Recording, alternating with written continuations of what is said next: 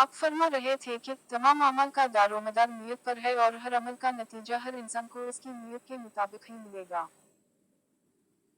बस जिसकी हिजरत तर्क वतन दौलत दुनिया हासिल करने के लिए हो या किसी औरत से शादी की गर्ज से हो, बस इसकी हिजरत उन्हीं चीजों के लिए होगी जिनके हासिल करने की नीयत से उसने हिजरत की है।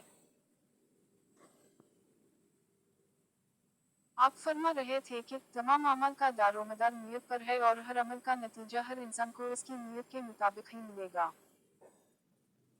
बस जिसकी हिजरत तर्क वतन दौलत दुनिया हासिल करने के लिए हो या किसी औरत से शादी की गर्ज से हो, बस इसकी हिजरत उन्हीं चीजों के लिए होगी जिनके हासिल करने की नीयत से उसने हिजरत की है।